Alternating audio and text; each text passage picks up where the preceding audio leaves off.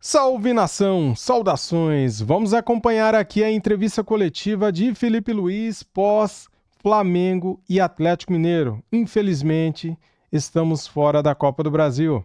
Jogamos bem hoje, mas saímos porque perdemos nos pênaltis. É isso aí, galera. Vamos ver aqui quais serão as perguntas e respostas do Felipe Luiz, né?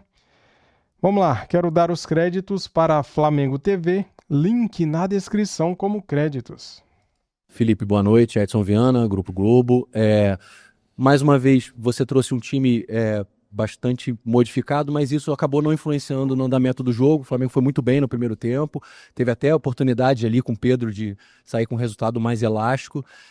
Queria que você pudesse explicar assim, algumas opções que você teve para o jogo de hoje, como o Cebolinha, por exemplo, enfim, que te levou a levar esse time ao campo, e só especificamente sobre a escalação da decisão por pênaltis também. A gente acabou vendo que os jogadores mais experientes foram abrindo e o Wallace acabou indo para o final. Assim. Como é que foi esse processo de decisão também? Obrigado. Bom, a decisão pela equipe titular passou primeiro alguns jogadores não viajaram, né? Bruno Henrique e Luiz Araújo não tinham condições de jogo, foram barrados. Alguns jogadores não poderiam começar porque vieram de férias. Lino, Emerson, Royal, Saul não poderiam começar o jogo. Arrascaeta sentiu um desconforto no último jogo e montei com as peças que eu tenho um time, no meu modo de ver, da mesma forma que eu falei no primeiro jogo, suficiente para poder vencer o jogo e fazer um grande jogo. E foi assim como fizeram. O Cebolinha, estou muito feliz por ele, porque é um jogador que se esforça muito e tem muito talento, tem muito futebol ainda para dar. Fez um grande jogo e não era fácil para ele nesse campo sintético, onde um jogador que teve uma lesão de tendão de Aquiles tem que passar por esse processo de jogar em campo sintético. É uma pena na Série A do Brasil acontecer isso, mas foi um muito bom primeiro tempo, as ideias estavam muito claras, entraram.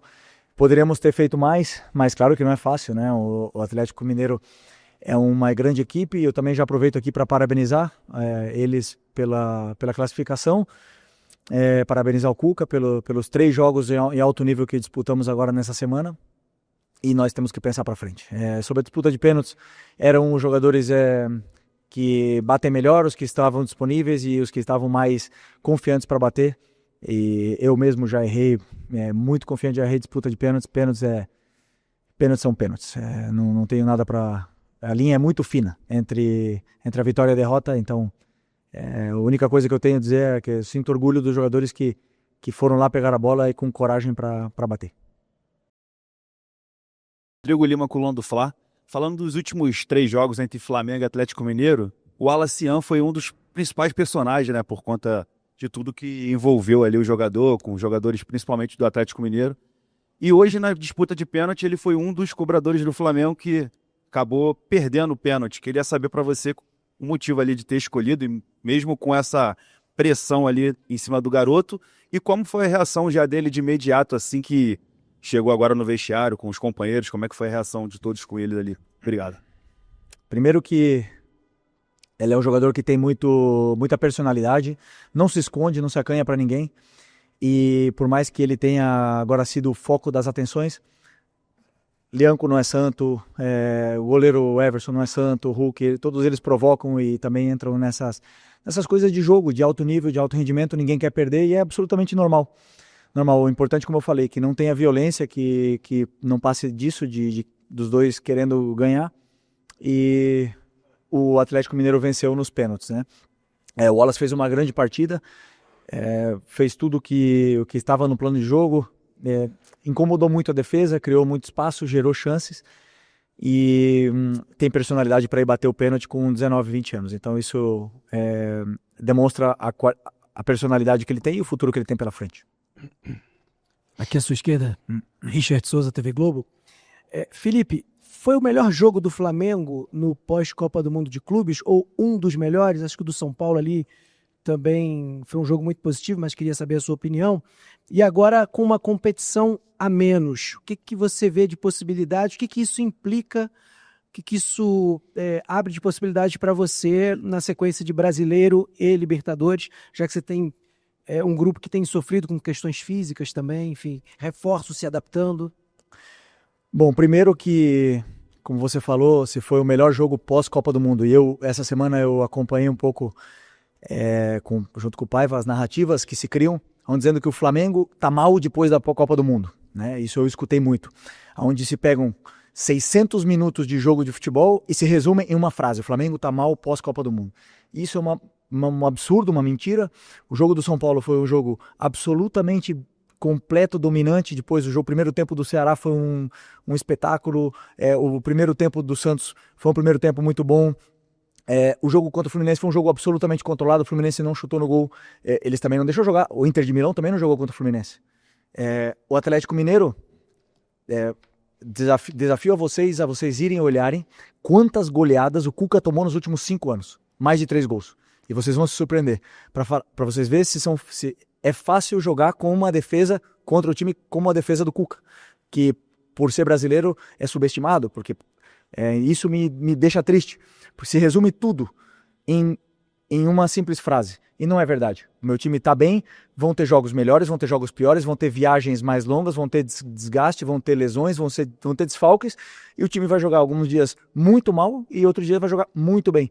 O importante é a gente saber realmente, que eu tento passar para os jogadores, o que está sendo feito dentro do campo, e eles sabem bem e nunca deixaram de acreditar na ideia. Então esse é o meu trabalho como treinador, e simplesmente não se resume simplesmente a um momento. Porque quando a gente ganhou no Atlético Mineiro no Brasileiro, eu li também que o Flamengo era o líder pós-mundial do Brasileiro. Não sei se eram 10 pontos, uma coisa assim. Então, ou sei lá, não lembro agora. Mas quando os resultados positivos não vêm, temos que aguentar, fechar a boca e trabalhar, e é o único caminho que nós temos. Então, galera, se a bola do Samuel Lino entra e a do Wallace entra, né, o Flamengo estaria classificado. E a conversa seria totalmente diferente, né, cara? Flamengo venceu jogando bem, tá classificado, deu um baile, colocou o Atlético Mineiro na roda e fez festa de novo dentro da casa do Atlético Mineiro. Cara, o Flamengo venceu o jogo. Estamos eliminados? Sim, estamos. Isso dói. Só que o Flamengo venceu jogando bem, cara. Infelizmente perdemos, saímos fora por causa do jogo ridículo do Maracanã. Lá o Flamengo não jogou bem, mas hoje o Flamengo jogou bem, né? Temos que analisar isso aí. Mirassol. A única que importa é Mirassol. A única que está na minha cabeça. Felipe, tudo bem? Pedro Torre, ESPN. Queria te perguntar até que ponto o jogo ser num gramado sintético impactou nas tuas escolhas, na escalação, porque, não sei se você concorda, me parece que os jogadores recém-chegados da Europa, especialmente ali o Saúl e o Lino, talvez tenham sentido isso, não renderam o esperado, parecia ter até uma certa dificuldade, e a saída do Plata também, a modificação... Eu não estou escutando, pode ir mais perto. Oi. Isso, agora sim. Desculpa, vou repetir inteiramente. Até que ponto o jogo sendo gramado sintético impactou as tuas escolhas, as modificações? E me parece que os jogadores que vieram agora, recém-chegados da Europa, sentiram um pouco o gramado sintético. Saúl, também o Lino, enfim. O que você acha disso? Até a saída do Plata, Saúl, o que você imaginava por ali? Obrigado. O Plata pediu a substituição. Parece que eu estava com problema na parte lumbar. Eu não sei ainda, tem que ver com os médicos. Eu, particularmente, não poupei nenhuma peça pensando no sintético, né? Claro que existem jogadores que têm problemas nas articulações, que sofrem com isso, mas todos se colocaram à disposição de participar, né, do jogo. Como eu falei, algumas escolhas que eu fiz, por exemplo, Lino, Saúl, Emerson, não estavam em condições de repetir, iniciar o jogo, então eu preferi ter 30 minutos eles bem do que ter 60 minutos e com risco de lesão e ter uma queda de rendimento. Então essas coisas são bem planejadas antes do jogo. E o Arrascaeta, como eu falei, ele teve um desconforto no último jogo, onde também sabíamos que tinha um certo risco ele poder jogar hoje. Por sorte jogou e não sentiu piora, né, na lesão. Mas o gramado sintético, eu já falei na outra vez, Série A é uma pena. É uma pena para o espetáculo. Uma pena que isso aconteça. E, infelizmente, clubes grandes, os grandes do Brasil estão fazendo isso, Botafogo, Palmeiras, Atlético Mineiro, e na qual vai ser muito difícil poder fazer alguma coisa, né? Quando são os grandes que começam a fazer esse movimento. Então, aceitar e esperar daqui a muitos anos a proibição e a mudança. Felipe, tudo bem? Boa noite aqui na frente. Gabriel Alfa, canal Paparazzo Rubro Negro, Revista Placar.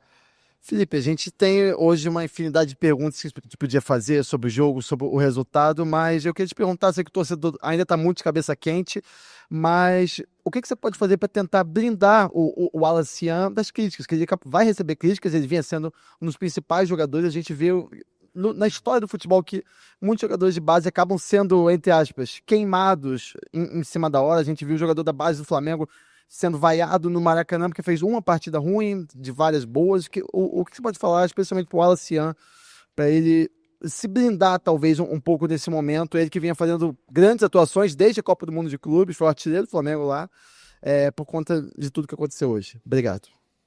As críticas, elas fazem parte do crescimento dos jovens, do crescimento do atleta profissional, e quanto melhor ele possa lidar com as críticas, ele, Matheus, Lohan, Cleiton, João, todos os jovens, né, Everton Araújo, que passam por críticas, quanto melhor eles lidarem com isso, cada um tem a sua forma e a sua maneira de fazer, quanto melhor eles fizerem isso, maiores como jogadores de futebol eles vão ser. Todos os jogadores, absolutamente todos, 100% dos jogadores que estão no meu elenco, no meu vestiário agora, foram criticados em algum momento da carreira. É normal, faz parte do processo. Ele tem que assimilar o antes possível, não deixar se abater e voltar mais forte. E não tenho nenhuma dúvida que ele vai estar mais forte. O Wesley, né, quando ele saiu do Flamengo agora, ele falou, cara, eu fui criticado pra caramba e consegui absolver as críticas e melhorar. Ele deu a volta por cima, né? Então que isso sirva de lição, né, cara, para todos aqueles que são criticados, né? E só que assim, tem críticas que são muito pesadas, né, cara? Não há necessidade, né, de ficar xingando tanto o jogador. Você tem que fazer uma crítica construtiva, né? Por exemplo, ele chutou o pênalti mal? Sim, chutou. Mas você vai crucificar ele por isso? Não, né? Ele é um ser humano, ele erra também, né? Então assim, pênalti, todo bom jogador erra pênalti. O Cristiano Ronaldo já errou, Neymar, Messi, Pelé já errou pênalti. Então, faz parte do jogo também, né, cara? Infelizmente, ele errou, né? E o jogador do Galo, o Rossi pegou um pênalti, infelizmente, né? Só um deles errou, né? Tipo assim, os caras estavam bem afiadinhos, bem treinados, né? Eu acho que eles treinaram bastante cobrança de pênalti, né? Infelizmente, o Rossi pegou só um, né? Poderia ter pego mais, mas não deu, né, cara? Faz parte, galera. Felipe, boa noite. Emanuele Ribeiro, do GE. Globo. Não acho que é uma coisa que você acompanha, mas a gente acompanha um pouco da discussão de torcedores nas redes sociais, também nas ruas, e nos últimos jogos a gente vê uma certa insatisfação com o desempenho do time, né? Você sempre fala isso, que a cobrança do torcedor do Flamengo é sempre grande, porque o torcedor sabe o que o Flamengo pode entregar. E hoje a gente viu o Flamengo realmente com uma energia diferente. Acho que as suas escolhas, tanto por causa da questão de desgaste, mas também pela montagem do time em função do que o Atlético apresentou nos últimos jogos, a gente viu um time que conseguiu fugir, vencer essa marcação do Galo, conseguiu se movimentar muito bem na frente, principalmente no ataque. Como que você vê essa cobrança dos torcedores? Esse jogo de hoje é uma prova de que o Flamengo pode fazer alterações, pode usar melhor o seu elenco e também apresentar essas variações que a gente vê que estão sendo cobradas? Obrigada. As cobranças da torcida, do torcedor do Flamengo, rede social nem comento porque é a selva, né? É uma loucura. O que se você se guiar pelas redes sociais, não tá a verdade ali, né? Tá as pessoas colocando tudo para fora o que tem. A verdade, ela tá no estádio. Quando você joga e o torcedor, ele ali no estádio, ele tem toda a forma de transparecer o que ele está sentindo, com vaias, com aplausos, com protestos. Então, e ali por onde a gente seguia. Eu, como eu falei para o teu companheiro anteriormente, sou muito racional com o que está acontecendo. As críticas, por exemplo, o jogo do Ceará, onde a gente foi muito criticado, foi um grande primeiro tempo, grandíssimo primeiro tempo,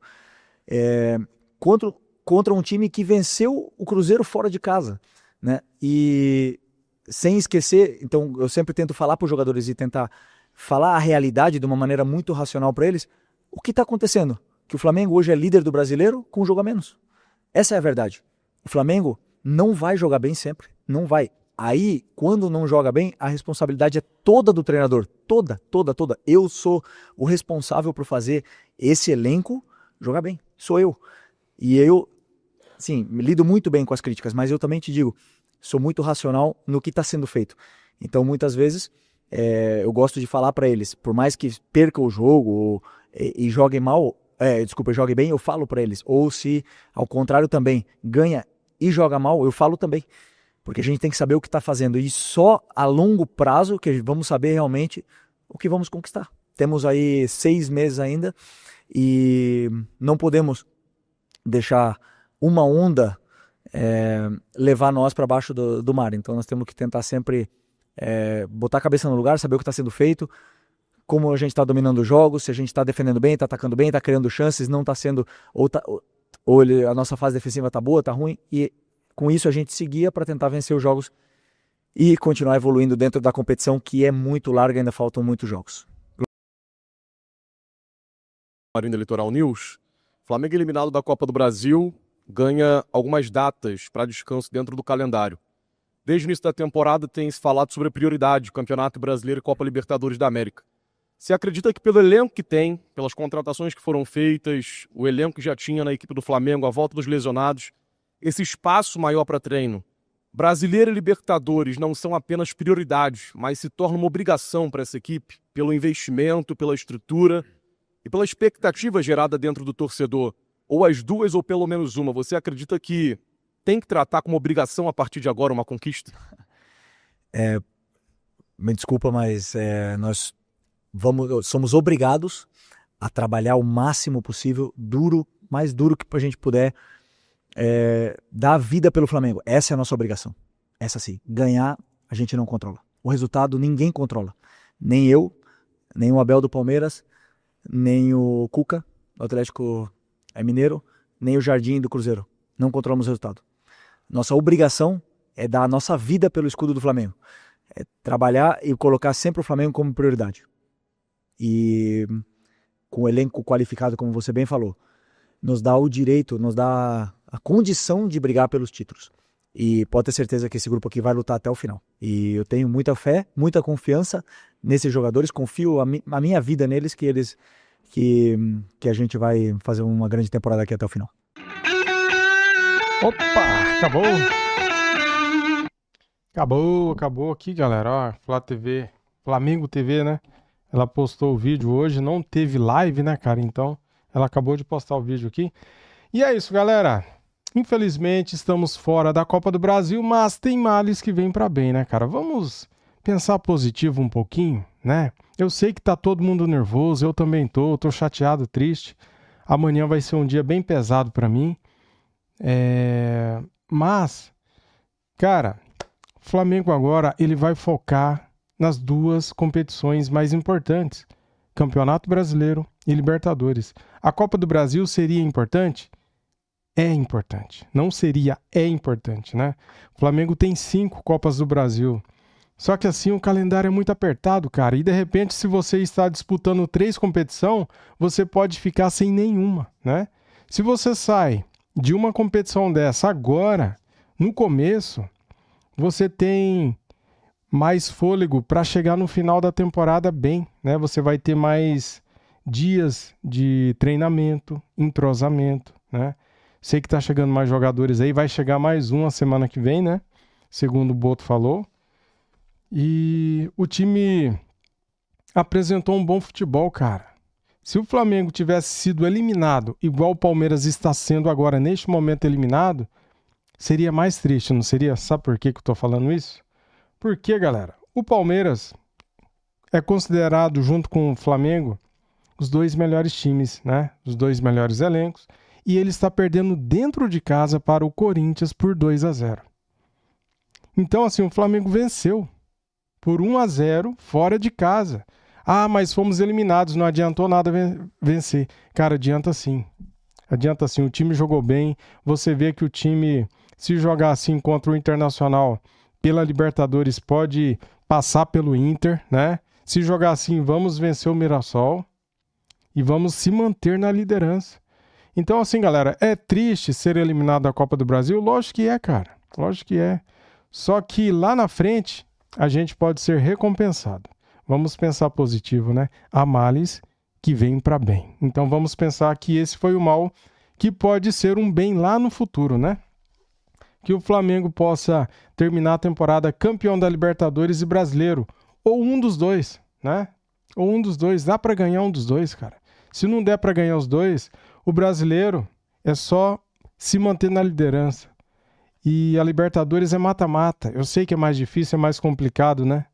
De repente, num dia ruim, você perde a classificação. Mas é isso, vamos acreditar que essa eliminação vai nos fortalecer. Eu não estou aqui para criticar ninguém, cara. Ninguém. Valeu? Tamo juntos? Saudações rubro-negras. Fui.